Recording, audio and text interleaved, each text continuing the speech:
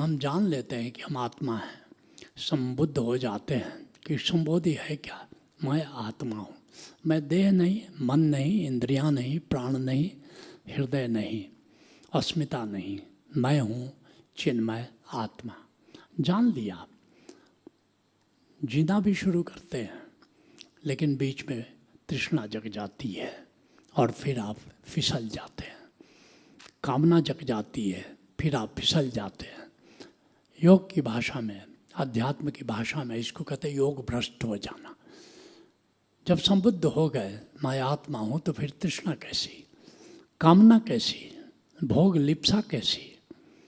लेकिन ये प्रभु की माया ऐसी है कि कामना पैदा कर देता है, तृष्णा पैदा कर देता है, लिप्सा पैदा कर देता है, और फिर आप पतित हो जाते हैं, अपने मार्ग से च्युत हो जाते हैं। इसके लिए ज़रूरी है साधना की कंटिन्यूटी। पौधा आपने रोप दिया, ज़मीन से, एक ज़मीन से उखाड़ा और दूसरी जगह उसको रोप दिया, लेकिन रोप दिया ये काफ़ी नहीं है। उस पर खाद देना होगा, उसमें पानी से सिंचाई करनी होगी उसकी, तभी जाकर के पौधा जिंदा रह जाएगा। हम क्या करते हैं ज्ञान योग में और उसके आगे के कार्यक्रम में क्या करते हैं, जो पौधा, जो चेतना का पौधा आपके शरीर की भूमि पर लगा है, मन की भूमि पर लगा है, उसको उखाड़ते हैं और उखाड़ करके आपकी आत्मा की भूमि पर लगा देते हैं। बुल्ले शाह ने इनायत शाह से पूछा कि यह अध्यात्म क्या है, साधना क्या है।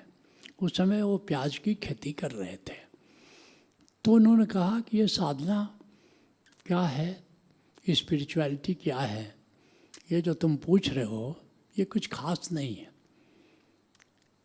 यहाँ से उखाड़ना है, क्योंकि वो प्याज की खेती कर रहे थे, एथे पोटिया ओथे लगाना, यहाँ से उसको उखाड़ो और वहाँ लगा दो।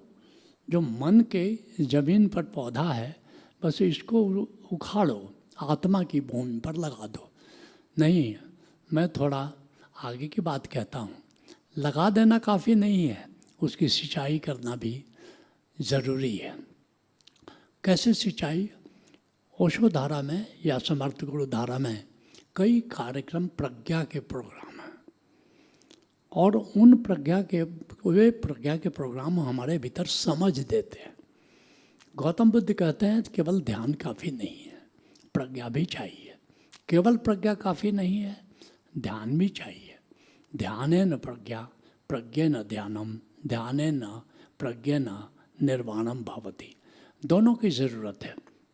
लेकिन एक कार्यक्रम ओशो धारा में, असमर्थ गुरु धारा में ऐसा बनाया गया है जो सभी के लिए ज़रूरी है, और उसका नाम है अजपा लिविंग। कि अब संबुद्ध जीवन कैसे हो जाए, जीवन में संबोध उतर कैसे जाए। इसलिए ध्यान योग से लेकर चरवेती तक के साधकों के लिए अगर कोई एक कार्यक्रम कॉमन है, सबको आना है, हर 3 महीने में एक बार ज़रूर आना है, उसका नाम है अजपा लिविंग। इसलिए कार्यक्रम में काफ़ी रियायत भी दी गई है कि सबके लिए उपलब्ध हो जाए। 3 दिन का कार्यक्रम है, और जो मित्र चाहें 7 दिन और बढ़ा सकते हैं, अगर चाहते हैं कि बड़ी गहराई तक बात उतर जाए। और इसमें कुछ सूत्र आपको न केवल देते हैं, बल्कि उसका अभ्यास कराते हैं। क्या अभ्यास कराते हैं? पहला अभ्यास कराते हैं वर्तमान में जिए कैसे, कैसे अतीत से मुक्त हो जाए। अतीत में जब तक रहते हो विचारों में खो जाते हो, इसलिए विचारों से मुक्त होने के लिए ज़रूरी है कि कैसे हम